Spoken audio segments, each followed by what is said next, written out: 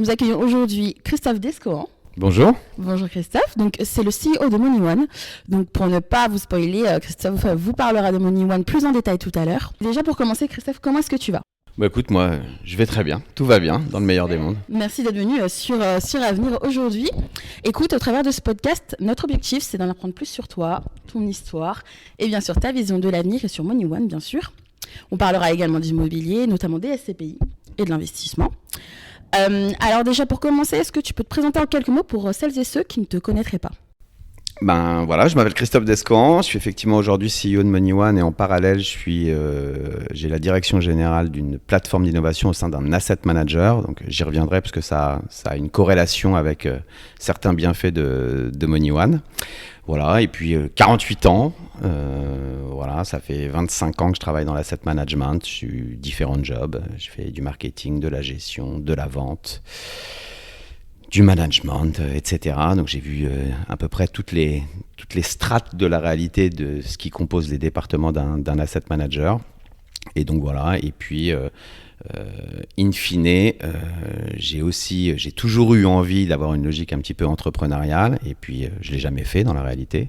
Et j'ai eu l'opportunité au sein du groupe La Française dans lequel je travaille de pouvoir monter une activité en intrapreneuriat, justement, qui s'appelle MoneyOne. Donc on est à la frontière entre l'entrepreneuriat et le salariat.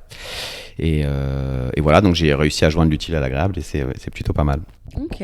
Alors pour faire un peu un bond dans le passé, est-ce que tu peux nous parler d'où est-ce que tu viens, ton enfance, où est-ce que tu as grandi Ok, donc moi je suis normand, je suis né à Caen, dans le Calvados, voilà. Et j'ai ensuite longtemps vécu dans une petite ville qui est relativement connue puisque c'est une ville connue des catholiques qui s'appelle Lisieux, la basilique Sainte-Thérèse.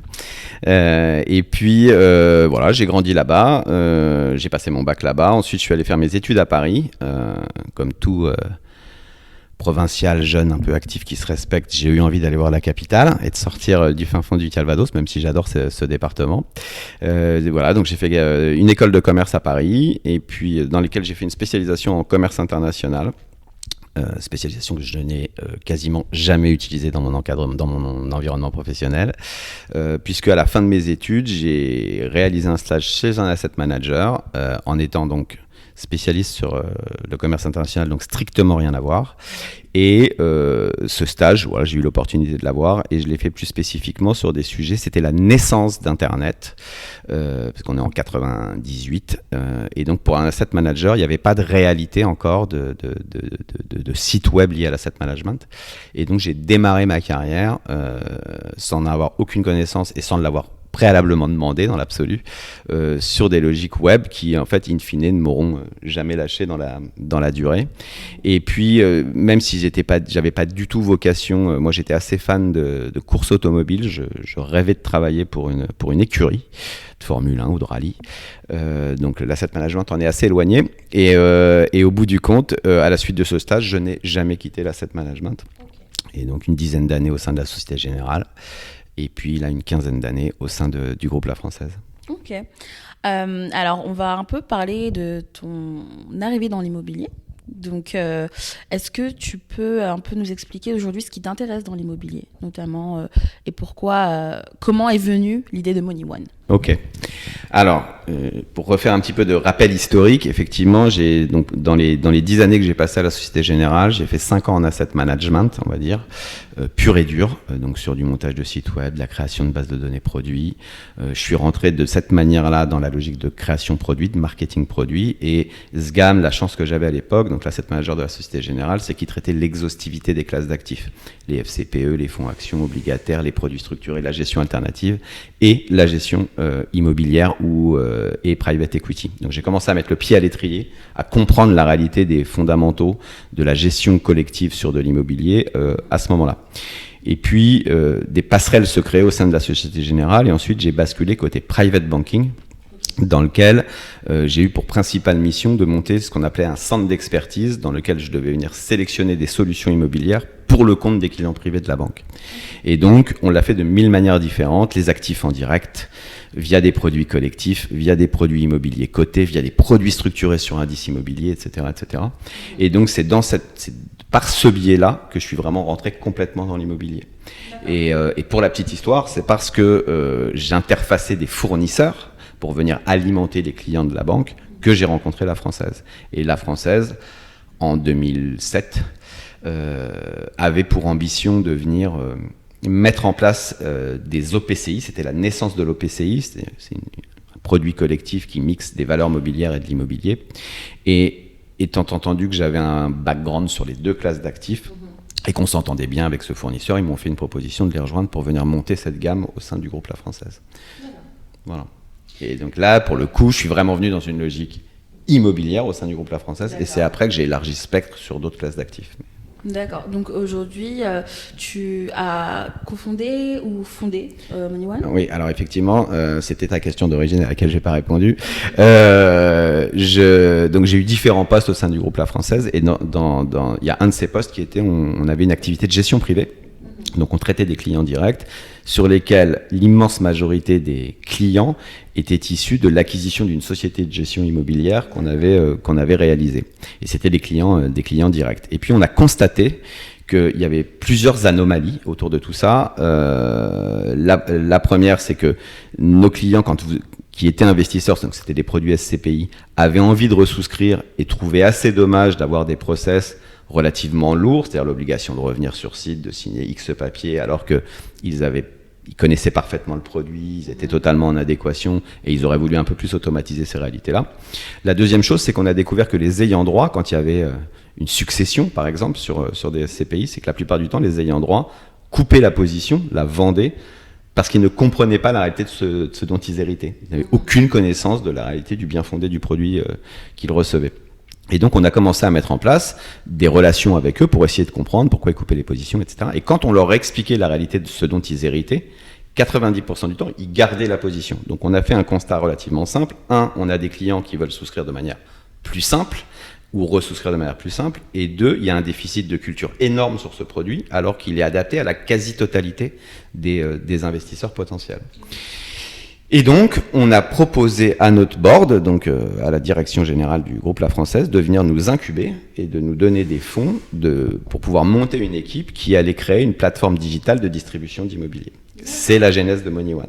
D'accord, très bien. Et alors, est-ce que tu peux nous parler des différents services que propose du coup MoneyOne ? Alors aujourd'hui, structure née en 2016, qui chaque année grandit, évolue. Aujourd'hui,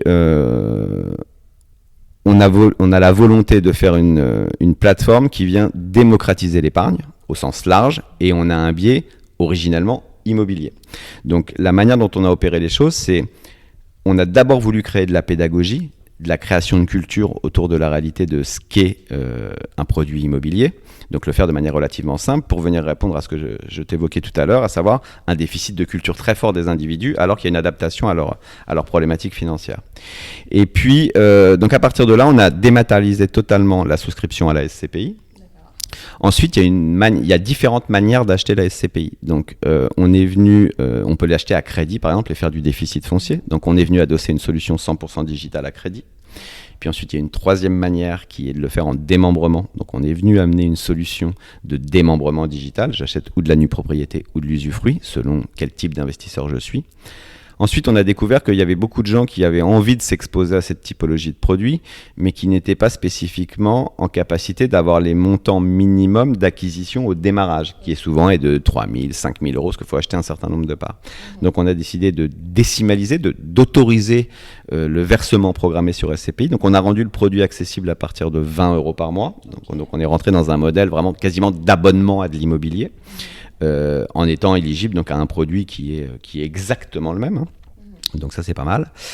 Et puis la dernière manière dont il fallait qu'on traite l'immobilier, c'était l'assurance vie, puisque c'est une enveloppe fiscale qui peut être importante pour certains partenaires. Et donc on a créé le modèle d'assurance vie et on y a adossé en digital un robot allocator. donc en fait une sorte de robot advisor, pas une sorte, un robot advisor, qui selon la réalité de vos objectifs, vient vous construire une allocation, mais qui là ne s'arrête pas à l'immobilier. Il y a de l'immobilier, mais il y a aussi des fonds actions, obligataires, etc., selon la réalité de votre profil de risque. Donc aujourd'hui, on est une plateforme qui est 100% digitale, qui est la plus complète du marché incontestablement sur la partie immobilière, puisqu'on traite toutes les problématiques patrimoniales en immobilier. Et puis, bien évidemment, on commence à ouvrir la capacité à nos clients de venir s'exposer à des sujets qui sont non immobiliers, typiquement par le biais de l'assurance vie, puis du PER qu'on est en train d'intégrer. Et à terme, il est fort probable que on vienne positionner des solutions compte titre et PEA pour être une plateforme vraiment globalisée. Et on travaille, on réfléchit, comme certains commencent à le faire, à la tokenisation d'actifs et la capacité de vendre des actifs segmentés. Voilà, vous allez acheter une portion d'un appartement à Paris sur lequel vous avez cette portion de rendement adossée. Voilà. Quels sont les défis auxquels sont confrontés MoneyOne aujourd'hui et comment est-ce que vous y faites face ? Alors, les défis sont multiples. Alors, la première particularité qu'est la nôtre, ce que j'évoquais un petit peu en préambule, c'est qu'on a une double casquette. C'est-à-dire que, je vous le disais, je travaille tant pour la société de gestion que pour le distributeur. Et sur le marché, c'est relativement rare, voire quasiment inexistant, d'avoir soit vous êtes gérant, soit vous êtes distributeur, mais vous êtes rarement les deux. Donc ça, notre premier défi, ça a été de créer de la valeur ajoutée par rapport à cette réalité. Elle est double, la valeur ajoutée. La première, c'est que vous avez une influence sur les produits. Quand je vous parlais de versement programmé à 20 €, c'est parce qu'on peut avoir une influence sur les statuts juridiques du produit lui-même, ce qu'un distributeur seul ne peut pas avoir, puisque c'est à la main du gérant. La deuxième chose, c'est que le mix de canal digital plus le fait d'avoir les marges et de l'asset manager et du distributeur nous permet de donner du cashback à nos utilisateurs, de rendre une partie de notre marge de manière à optimiser la performance. On est quasiment le seul distributeur à être générateur de performance en plus de la performance du produit. Titre d'exemple, vous achetez 100 € d'un produit qui fait 5%, vous allez gagner 5 par an. Quand vous passez par MoneyOne, vous allez faire 100 € et vous allez gagner vos 5 par an issus de la performance du produit. Et puis nous, on va vous rendre 2 ou 3 €. Donc en gros, vous allez gagner 7 au lieu de 5. Voilà. Donc ça, c'est un élément. Alors c'est en année 1, c'est sur la commission de souscription, mais c'est un élément qui est extrêmement intéressant pour l'utilisateur, puisque à isopérimètre de produit, il va gagner plus d'argent en passant par un distributeur que par un autre. Donc ça, c'est notre premier défi, ça a été d'optimiser cette relation gestion-distribution. Le deuxième défi, il est dans notre volonté extrêmement forte de faire de la pédagogie, de positionner l'épargne comme un bien de consommation. Et c'est un défi qui est extrêmement difficile puisqu'il faut réussir à vulgariser quelque chose qui n'est pas obligatoirement simple auprès d'individus dont le sujet n'est pas obligatoirement passionnel. On évoquait tout à l'heure le fait d'utiliser ou pas, par exemple, un canal web pour aller s'acheter des baskets ou je ne sais pas quoi. On est dans quelque chose d'épicurien. C'est-à-dire que je viens me positionner et je viens acheter quelque chose dont j'ai spécialement envie. L'épargne, c'est plutôt considéré, même si tout à chacun est conscient du fait qu'il faut qu'il mette de l'argent de côté pour les études de ses enfants, pour sa retraite, pour un objectif X ou Y d'acquisition d'une maison ou je ne sais pas quoi, c'est pas complètement glamour. Voilà. Donc il faut venir apporter de l'information simple et compréhensible sans que les gens aient obligatoirement envie de l'avoir. Donc voilà, ça c'est une deuxième difficulté. Et puis la troisième difficulté, un gros challenge sur ce sujet-là, c'est qu'on est extrêmement régulé. Voilà, donc c'est une activité qui est très régulée, l'asset management. Je parlais de bien de consommation comme un autre. Malheureusement, ce n'est pas un bien de consommation comme un autre. Je ne peux pas vendre un produit d'épargne comme je vends des baskets. C'est comme ça. Donc, il faut réussir à mixer une pédagogie et une simplification d'accès à des contraintes réglementaires qui sont extrêmement fortes et qui sont considérées par certains utilisateurs, en tout cas, comme contraignantes. On pose beaucoup de questions, on demande beaucoup de justificatifs, etc. Alors, c'est pour nous un vrai challenge puisqu'on pense qu'il y a des choses qui sont nettement optimisables d'un point de vue des régulateurs, notamment, par exemple, c'est un exemple que je prends assez souvent, mais vous pouvez perdre 1 000 € par semaine en jouant au loto en étant sûr de perdre, sans qu'on vous pose aucune question. Et si vous voulez investir 20 € par mois sur de l'immobilier, via les systèmes de versement programmés que je vous évoquais, vous êtes obligé de répondre à 50 questions, de donner des justificatifs, etc. Donc il y a quelques anomalies qu'on cherche à corriger. C'est très challenging. Donc ça, c'est un de nos combats et un de nos challenges à moyen terme. Et puis le troisième grand défi, il est basé sur les évolutions technologiques. On est en train de vivre une pure révolution technologique. On a eu la naissance du web qui a complètement en 20 ans transformé le paysage. Il y a eu l'arrivée ensuite dans cet environnement web du smartphone qui a complètement lui aussi fait évoluer le paysage avec les apps, etc., l'instantanéité, le j'ai tout dans ma poche. Et là, on rentre dans une troisième ère qui est la decentralized finance, le défi où j'ai le Web3, j'ai le métaverse, j'ai les NFT, j'ai les tokens, la blockchain, etc. Et donc, c'est des sujets qui sont, s'ils sont bien exploités par un asset manager et un distributeur, peuvent permettre de répondre aux deux problématiques évoquées préalablement, à savoir la démocratisation et l'accès plus simple à l'épargne. Selon toi, donc tout ce qui est blockchain, tokenisation, etc., quelle place vont-ils prendre dans l'immobilier? Qu'est-ce que ça va changer? Comment est-ce que ça va impacter le secteur? Alors ça peut se regarder sous plein de spectres. Le premier, imaginons qu'on se positionne en tant que société de gestion et que vous gérez des produits collectifs. Alors je vais parler plutôt de gestion plus que d'actifs en direct, hein, parce que c'est plus là où c'est mon core business. Mais quand vous êtes gérant d'actifs immobiliers, que vous avez une SCPI, vous allez acheter, l'intérêt de la SCPI, c'est que vous allez avoir 100 immeubles, 1000 locataires, différents secteurs d'activité, différentes durées des baux, vous êtes ultra diversifié. Et donc ça permet à l'acquéreur, quand il achète cette SCPI, d'être par définition instantanément ultra diversifié. Il diversifie son risque, il optimise sa capacité d'obtenir son rendement. Donc ça, c'est le bien fondé intrinsèque du produit collectif. Rien n'empêche demain, en tout cas c'est ce qu'on est en train de regarder, que ce même asset manager, on puisse imaginer tokeniser un actif et cet asset manager vient acheter une partie, toute ou partie de ce token pour venir le positionner en diversification dans son produit collectif. Donc ça, c'est un premier élément. C'est une nouvelle manière d'opérer l'immobilier. Vous achetez exactement la même chose mais de manière différente à travers les produits collectifs. Ça peut vous donner accès à des produits auxquels vous n'aviez pas spécifiquement accès. C'est le premier élément. Le deuxième élément, c'est que la blockchain, elle peut permettre aussi de désintermédier en termes de gestion. C'est-à-dire que par exemple, on utilise aujourd'hui, quand vous êtes gérant d'actifs, vous utilisez différents acteurs. Quand vous gérez, c'est invisible pour l'utilisateur, mais vous avez de la tenue de registre, des teneurs de compte, des CAC, des ci, des ça. Tout ça, ça a un coût. Et pour l'entreprise, et donc in fine, ça se ressent dans la performance du produit. La blockchain peut permettre de casser certains de ces intermédiaires.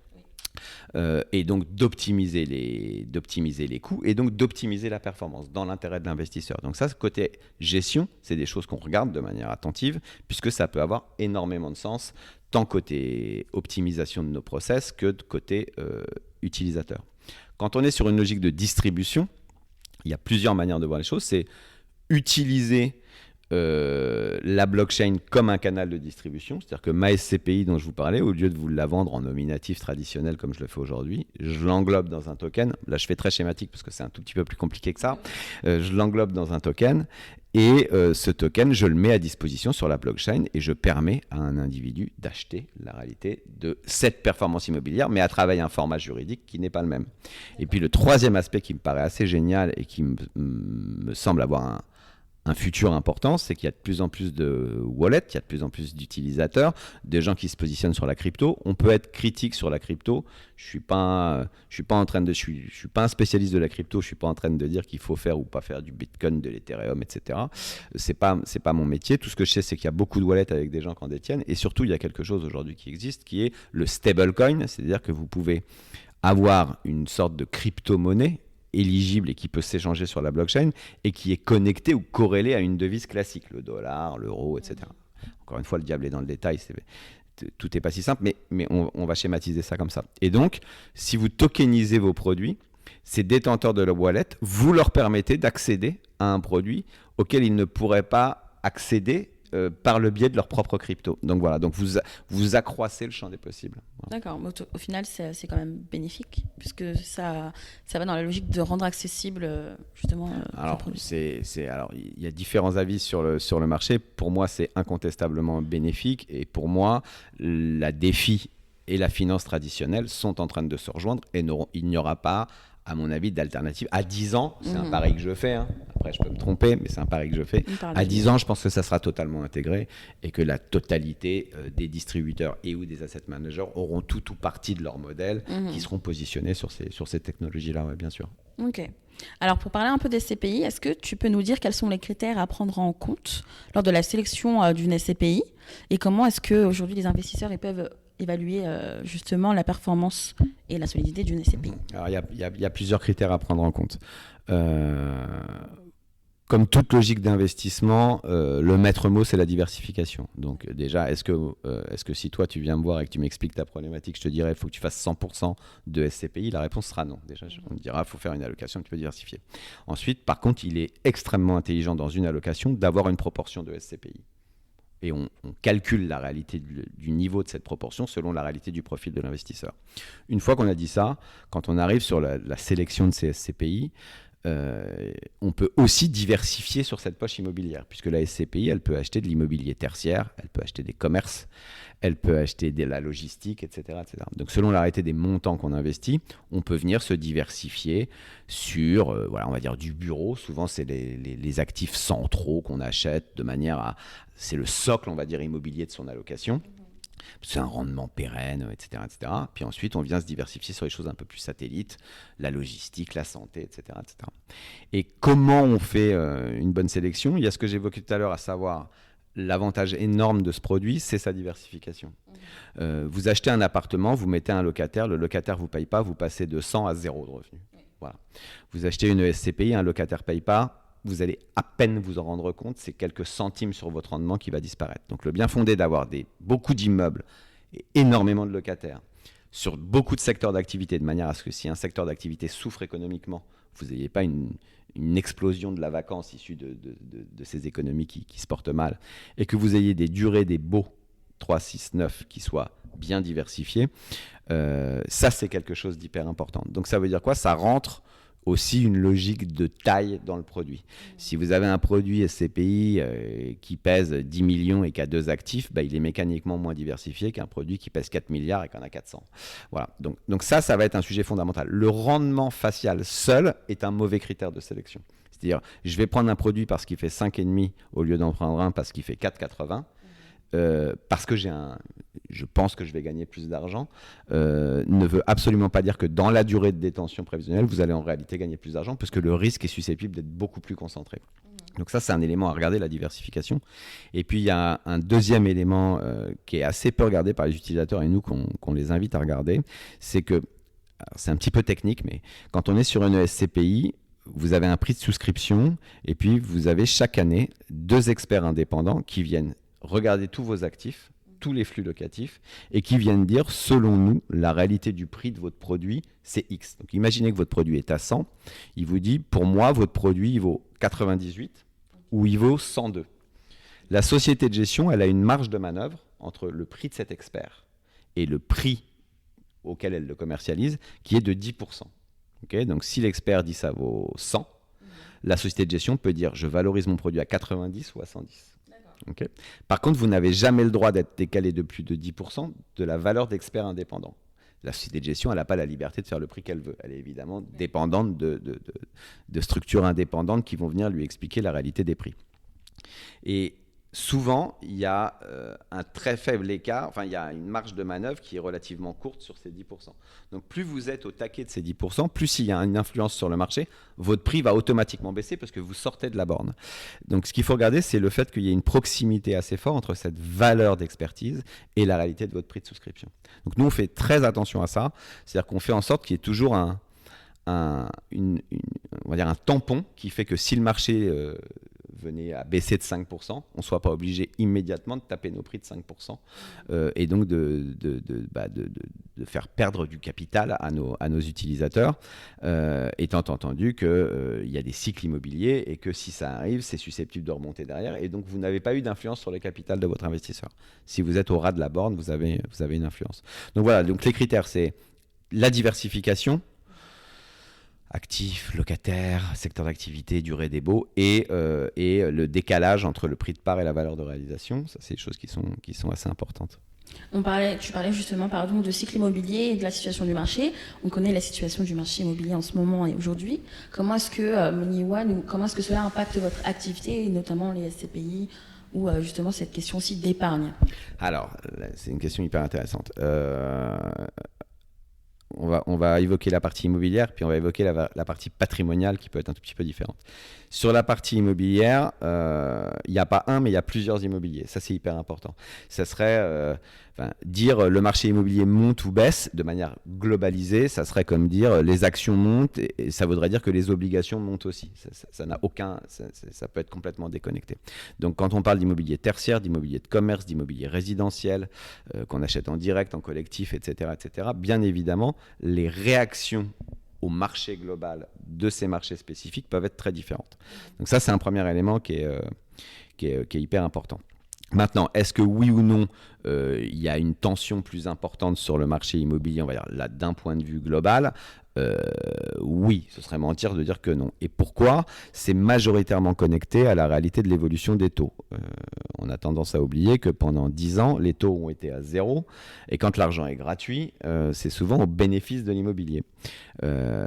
Donc évidemment, il y a eu beaucoup d'expositions. Et surtout, ça a permis, et là on va basculer sur la logique patrimoniale, ça a permis aux investisseurs de voir qu'ils pouvaient avoir des livrets à zéro et ils pouvaient avoir, avec un risque très limité, 5% de rendement dans une réalité inflationniste qui était quasiment nulle. Donc ça rend le produit extrêmement attractif d'un point de vue patrimonial. Là aujourd'hui, les taux ils ont explosé. Quand on empruntait il y a 18 mois de ça, nos clients ils empruntaient en dessous de 1%. Aujourd'hui, pour emprunter en dessous de 4, 4,5 sur de la SCPI, c'est très très dur.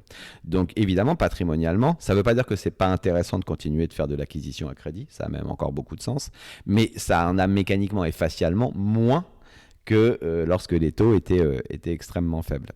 Et puis l'octroi de crédit par les banques, c'est beaucoup durci pour ces raisons-là. Donc mécaniquement, tout ça influe. Vous avez moins de volume, etc., etc. Après, il y a quand même des critères économiques qui sont entre guillemets positifs pour l'immobilier. C'est l'indexation des loyers sur l'inflation. Quand vous avez une réalité inflationniste, l'immobilier a toujours été une protection face à l'inflation. Donc, j'ai envie de dire, c'est ni tout blanc ni tout noir. Il faut être vigilant. Il y a un marché qui est un peu plus en pause qu'il ne l'était. Les volumétries sont moins importantes, mais elles étaient historiquement élevées. Donc, c'est pas complètement déconnant d'un point de vue du marché. Donc, il n'y a pas de stress pour moi. Il n'y a pas de crise, mais il y a l'obligation d'avoir un minimum de vigilance et donc, de facto, de venir regarder la réalité des critères qu'on évoquait préalablement pour venir absorber un éventuel mouvement de marché. Ok. Alors, on va un peu plus revenir sur toi. Si tu veux bien, aujourd'hui, est-ce que tu peux un peu nous parler de ton rôle au sein de MoneyOne et aussi de la française, justement? Donc, ton quotidien, comment est-ce que tu gères tes équipes et les valeurs que tu transmets, notamment? Ok, alors MoneyOne, donc je l'ai monté en intrapreneuriat, donc j'ai envie de dire quand je l'ai monté, c'était avec une réalité passionnelle quasiment. Voilà. Donc j'étais matin, midi, soir, week-end, au taquet, à bloc. J'adorais ça, c'était une nouvelle aventure. J'ai eu la chance de pouvoir monter une équipe pluridisciplinaire, hiérarchique. Ça, c'était assez génial. C'est-à-dire que je suis allé récupérer des gens dans différents départements, des juristes, du compliance, du marketing, de l'IT, etc., sur lesquels j'avais un rôle en gros de chef de projet, d'entrepreneur, mais je n'avais pas de réalité hiérarchique. On a monté quelque chose. Leur hiérarchie était le patron du département X, Y ou Z. Et donc, on a monté quelque chose de manière en mode start-up, comme on dit, mode agile, avec des gens qui ont été pleins de bonne volonté. Et je ne vais pas vous mentir, ça a été un super moment. On a beaucoup bossé, mais c'était quand même assez génial. Donc voilà, et donc là ça a été mon rôle numéro 1. Le rôle numéro 2, ça a été une fois on a réussi à intégrer une toute ou partie des gens qui étaient sur la gestion de ce projet dans nos équipes, et puis on est venu grossir, il fallait des forces commerciales, il fallait de plus en plus de marketing digital, etc., etc. Il y a énormément d'acquisitions qui se fait par le canal digital, donc on est venu optimiser nos compétences. Donc là voilà, l'idée ça a été de recruter et de convaincre le groupe qu'il y avait un bien fondé à vers ça. C'était assez nouveau quand même de créer quelque chose qui était un peu disruptif dans l'environnement de l'asset management et donc qui n'était pas culturellement complètement intégré au niveau des managements des asset managers. Donc voilà, donc ça, on s'est développé, ça a grossi, ça a fonctionné. Il faut toujours un peu de chance dans la vie, je dis tout le temps ça aux équipes. Il s'avère qu'on se lance dans un environnement de marché que je vous évoquais tout à l'heure, qui est topissime. Les taux sont à zéro, le produit a le vent en poupe. Donc voilà, donc je pense qu'on a fait du bon boulot et en même temps, on a eu le vent dans le dos, donc tout s'est bien corrélé. Donc aujourd'hui, MoneyOne, c'est 1,75 milliard d'euros d'encours, c'est 30 000 clients, voilà, c'est des équipes d'une trentaine de TP, plus l'appui qu'on a sur les collaborateurs du groupe, parce qu'on mutualise certaines activités, l'IT notamment. Donc voilà, donc c'est plutôt un succès et une très bonne tendance. Et puis, puisque je vous le disais, j'ai cette double casquette et pourquoi ça influe aujourd'hui de plus en plus sur la réalité de la française, c'est que le bien fondé des compétences qu'on a intégrées sur cette activité sont devenues très intelligentes pour le compte du reste du groupe. Donc du marketing digital, mais aussi des outils et des services digitaux pour le compte de nos intermédiaires distributeurs. Donc si nous, on a une problématique en tant que distributeur direct, nos confrères qui ont des clients directs ont les mêmes problématiques. Et donc, la capacité qu'on avait de développer des outils qui venaient répondre à certaines de ces problématiques, il n'y avait aucune raison qu'on ne les mette pas à disposition de nos partenaires distributeurs, de manière à donner un avantage compétitif à l'asset manager, produit plus service. Si vous avez le même produit, vous allez probablement aller chercher ce produit là où vous avez un service complémentaire. Voilà. Donc ça, c'était complètement la logique. Et aujourd'hui, je garde la présidence de MoneyOne. Mais par contre, j'ai nommé il y a 2-3 ans de ça un directeur général, donc qui a vocation à prendre la charge opérationnelle de cette activité. Moi, je m'en détache un petit peu d'un point de vue charge opérationnelle. Je la supervise, voilà, on va plutôt dire ça. Et en fait, je viens répliquer, mais à un modèle beaucoup plus large, en distribution et en gestion, le bien fondé d'une plateforme techno, de stratégie de marketing digital, d'outils et de services, aux différentes compétences d'asset management du groupe et aux différents canaux de distribution du groupe. D'accord. Et alors, comme vous êtes une solution digitale, est-ce que vous proposez vos services, j'imagine, dans toute la France? Est-ce que vous allez même au-delà en Europe Excellente question. Est-ce qu'on a l'ambition d'aller hors des frontières? Évidemment, oui. La complexité qui est la nôtre, c'est que, vous l'avez compris, on a un biais très, très immobilier. Hein. Je vous parlais d'1,750 milliard d'euros d'encours tout à l'heure. Il y en a 1,5 milliard en immobilier. Donc, voilà. Donc c'est clairement un biais immobilier et avec un gros biais SCPI à l'intérieur de cet immobilier. Et la SCPI est un produit franco-français. Donc en gros, contrairement à un bien de consommation classique, je vends des baskets, j'ai un fronting, je le traduis en italien, en espagnol et je vends le même produit. C'est totalement impossible sur cette typologie de produit. Donc on a l'ambition de venir développer cette activité digitale en direct to consumer au-delà des frontières françaises, mais on se doit, et c'est là l'avantage d'être un asset manager, on va adapter les produits à la réalité de ces marchés, de manière à avoir non seulement un fronting et une interface web, app, mais avec un produit qui évidemment a du sens pour les investisseurs locaux, fiscalement et surtout qu'il soit juridiquement éligible. D'accord. Alors, on va un peu se tourner du coup vers l'avenir, comme c'est intitulé notre podcast, et pour avoir un petit peu ta vision du futur, et notamment tes objectifs et tes ambitions. Déjà, sur un plan personnel, aujourd'hui, comment est-ce que tu te vois à l'avenir et quels sont tes objectifs à court, moyen ou long terme? C'est une vaste question.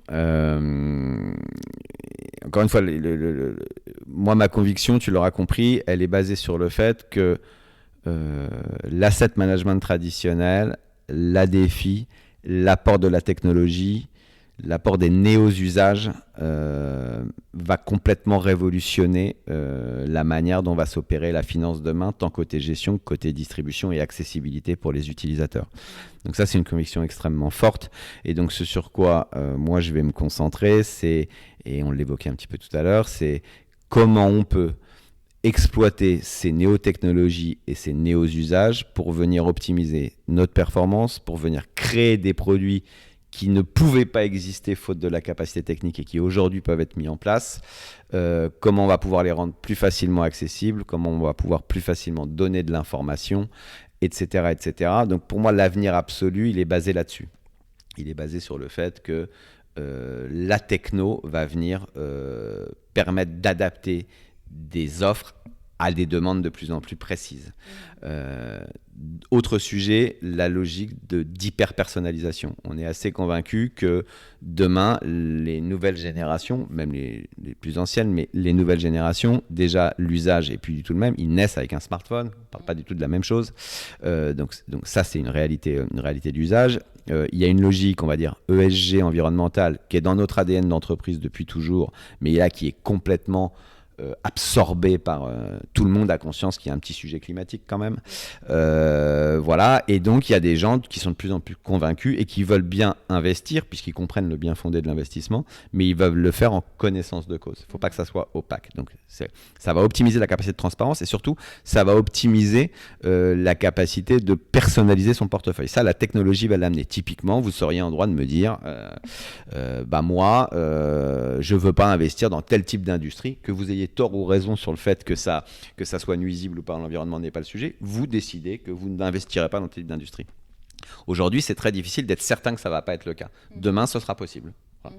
Par le biais de cette hyper-personnalisation et de l'utilisation de la technologie. Donc voilà. Je vous parlais de sujets réglementaires, de contraintes d'onboarding client. Donc pour que vous puissiez investir, il faut que j'ai pas mal d'informations pour vous. L'intelligence artificielle va venir nous accompagner pour faciliter cette réalité-là. Vous allez parler à un système et il va venir le traduire dans la réalité de ce que vous êtes en capacité de faire et on viendra vous proposer des solutions qui sont exclusivement en lien avec la réalité de ce que vous voulez et de votre profil de risque. Donc les usages vont complètement être modifiés et la facilité d'accessibilité va être complètement modifiée. Donc on doit évidemment travailler à tout ça. Donc, je veux dire, c'est un mix de tous. Et donc, ces néo-usages et les nouveaux besoins des utilisateurs, à nous, de l'autre côté asset manager, de venir adapter l'offre qui est en adéquation avec cette réalité-là. Donc, il y a un biais énorme de la technologie dans toutes les industries. Ça continuera d'être vrai. Et je pense que dans l'environnement financier et bancaire, c'est la même chose. Et puis, tu me parlais d'une ambition suprême. Nous, on est hyper contents de ce qu'on fait. On est filiale d'une banque, Crédit Mutuel CIC, qui a un très gros réseau, entreprise à mission, donc qui a plusieurs vertus en tant que banque, c'est qu'elle n'a pas d'actionnaire. Donc ça, c'est un premier élément, c'est une vraie indépendance. Et elle est entreprise à mission. C'est-à-dire que quand vous êtes entreprise à mission, c'est-à-dire que non seulement vous avez des convictions, mais vous rentrez dans vos statuts la quasi-obligation de mettre en œuvre la réalité de vos convictions. Donc ça va au-delà de la conviction, puisque vous êtes contrôlé sur le fait que vous les suivez bien. Donc, et ça c'est complètement en lien avec l'ADN de ce qu'on est nous en tant que société de gestion sur ces critères ESG, environnementaux, etc. etc. Et donc, je pense que dans le futur, on aura la capacité de venir agréger des logiques de SOC technologie, banque, gestion, de manière de plus en plus importante, et donc d'élargir le spectre de la capacité de ce qu'on est capable de fournir à nos clients, à des clients beaucoup plus larges, y inclus ceux de la banque. Ma dernière question nous portera sur l'avenir toujours. Comment est-ce que tu projettes MoneyOne sur les prochaines années? Est-ce que tu lui souhaites notamment? Et à la française également. Alors, je lui souhaite tout le meilleur, ça c'est certain. Je lui souhaite de grandir, je lui souhaite de continuer de recruter des équipes sympathiques, pluridisciplinaires. Voilà, ça c'est certain. Et donc, mécaniquement, pour ça, faut évidemment s'adapter. Jamais il faut s'arrêter, hein, jamais. Donc, évidemment, il faudra en permanence s'adapter. Et ce que je lui souhaite surtout, c'est effectivement de venir adapter en permanence la réalité de ses offres à ses demandes et comme tu l'évoquais tout à l'heure, de venir passer les frontières, d'abord en Europe et pourquoi pas le reste du monde dans quelques années. Voilà. Écoute, on va finir sur cette belle note. Écoutez, merci d'avoir écouté Avenir. Merci à toi, Christophe, d'être venu encore une fois, de nous avoir partagé toute ton expertise et ton histoire. Puis on se retrouve pour un prochain épisode d'Avenir très prochainement.